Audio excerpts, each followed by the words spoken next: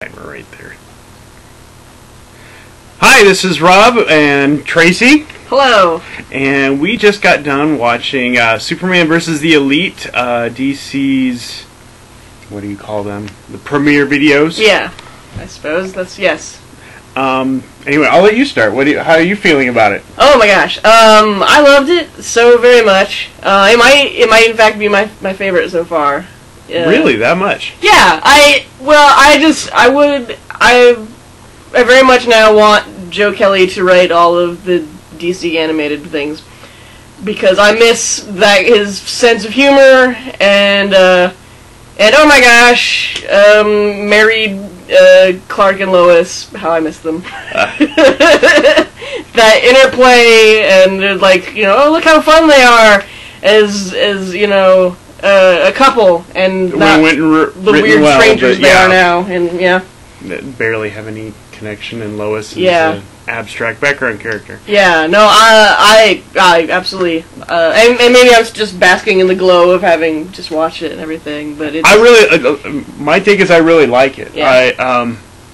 I wouldn't say it was my favorite. Maybe top 3. Okay, but yeah, and maybe in reflection, it might drift between top 3, but it's it's in there because it was the All-Star Superman and Red Hood are probably above it, definitely for me. I had some problems with it, but they got the heart of the story dead on, dead on, and that's all I cared about. All the other they got the heart of what's important to the story. Why is Superman still relevant? That's the most important thing I wanted, and they got it perfectly. In fact, better than I think the book did. Well, and I know from little things I've read, I didn't want to read too much because I don't spoilers for a thing based on a book I've already read.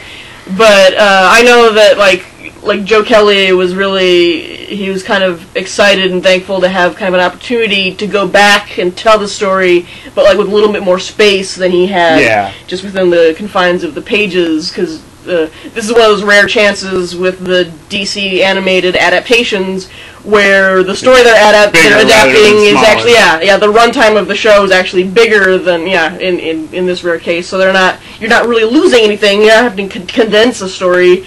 You're actually getting a lot more space to kind of go into things that you couldn't get to. I think it makes all the difference with the story, because I just having that time to be able to just expound on things and really drive home a lot of for me it started a little slow. It was a slow burn, but the thing that I noticed that this did better than the book was it actually for a while there made me like Manchester Black as a possible likable person. They set up his background character, making you sympathetic towards him. And I think it's important to do that, and make him a three-dimensional person. You want to care about him and maybe almost sympathize with him, because otherwise what's the point? It's not going to make any difference to you. Then he's just a two-dimensional villain, and Superman must defeat him. Yeah, and this, the background characters, the background villains, team, Elite, the rest of the Elite. I guess I didn't, but I don't think I felt the connection in the book either. Except Hat is hilarious. Hat is hilarious, and the sexual innuendos coming left and right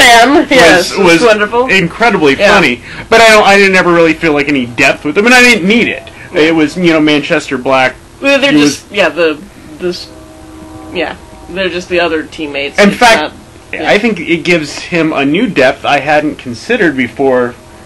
I don't know what that is, but it's I never really looked at him that way. And having a voice, having a voice God, I'd like to see him again. I'd like to see more of him again.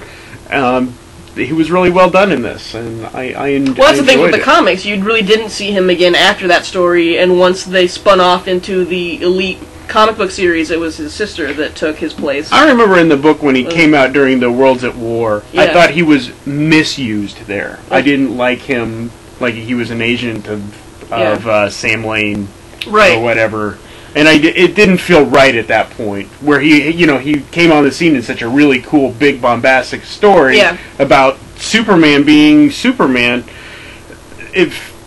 He was such a great villain that was never really utilized correctly until maybe Justice League Elite, which I didn't care for. I loved the Justice League series. You were a fan of. Especially, because then they put Green Arrow at the head of the team and everything, and that was hitting all the right buttons for me. I knew this was going to happen. Oh. I could see this.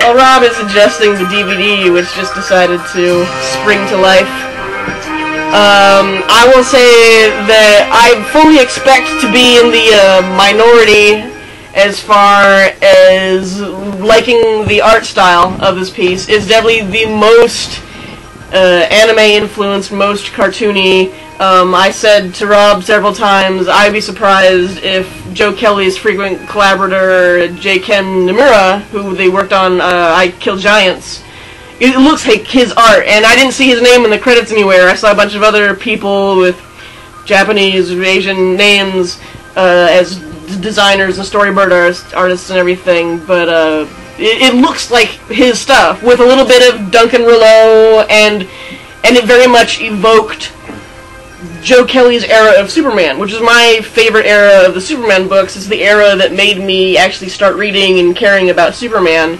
with Ed McGuinness and Duncan Rouleau and Stuart Immonen. Pascal Ferry. Immonen was done by the time I got into it, and it was more like when and Mike Wieringo and like all these cool cartoony artists started drawing the Superman books, while Kelly and Loeb and Joe Casey and those guys were all writing the books. And so it was kind of neat to see that again a little bit in here. It was a little weird because it's so much of a departure of traditional. Well, in the story it's based on with Doug Monk. Yeah. His art is very angular, I would. At the time, different than what it is now. His stuff now is a lot more organic, very detailed now. Back then, it was a lot blockier, a lot thicker lines, deeper shadows. I think a major bummer whenever I think of him during that era. And it was really weird at the time. Having like Monk on Superman was really odd because he was the outstanding. Yeah, he was the compared to the others. Yeah, it was for being such a off-the-wall kind of artist with Major Bummer and The Mask and projects he was doing then, and like now put him on, Mr. Clean-Cut Superman, and it was kind of weird to have like a gritty, grimy kind of artist. The bloody eye, when they got to the scene with Superman having the swollen bloody eye, made me think of those. Those are very iconic images that Monk had drawn in that book, and I thought they captured that really well. Yeah, they're definite. And I kept harkening back to those images with, basically Superman toe-to-toe with Manchester, saying, this is what I stand for, and I will always stand for. Yeah. The thing about the art that I had a problem with wasn't the overall style. I actually enjoyed the overall style, but it sometimes felt like it kept creeping back and forth. There were parts that looked like, the animators were maybe having problems understanding, going from storyboard to finished. Yeah, there were frames that just looked kind of awkward. Like sometimes it looked real playful in anime, and then sometimes it'd be real stiff and clean cut, and it was like, well, where are you going here? And that's the only problem I had. But when it hit, and it looked really great. Yeah. As an overall style, I had no problem with it. It was great. It's kind of seeing this image on the screen is odd, though. It seems very unlike what we saw. The box art is by Jock. Oh, is it? Yeah. Okay, which is more in line with Monkey's art. I don't know why they didn't just have him draw the box art. That seems weird to me now. But no, he's. But and even more different than what the actual animation looks like. But I'm really curious to see what else is on this disc with some of the behind-the-scenes stuff. Yeah. You and I, especially in this last year, have become the biggest Joe Kelly fan. But this was one of my all-time favorite Superman stories. Before any meeting of Joe Kelly, this story was. Especially in a time when I was one of the few people of all my friends that was liking Superman, and I had to justify it every time. Yeah. Oh, but he's stupid, and he won't kill, and he won't do this, and. Well, and this is the story that justifies it. Exactly. It's like the authority is what you should be reading. They're cool. It's the beauty of the story that Joe came up with is like for everyone who feels like you felt you have a book that you can just hand someone and be like this is what this is my argument. This is why Superman is important, why he's relevant, and and still can be written well and still hold what makes Superman different. Yeah. I thought this was a great movie. They hit all the right beats that I needed in it, and I agree with you about Lois. I really did like because Lois. That's Lois's voice. She's constantly disagreeing with him and being his backbone at all times. Even ignoring the relationshipy stuff, Lois in this movie is just fantastic. Yeah. She's just whip smart, so funny, and I miss that. I miss having like that Lois. Yeah, I agree. Yeah. There was also something that they had, I don't remember this being in the book, but again, that's not saying it wasn't there. It's been a while since I've read it.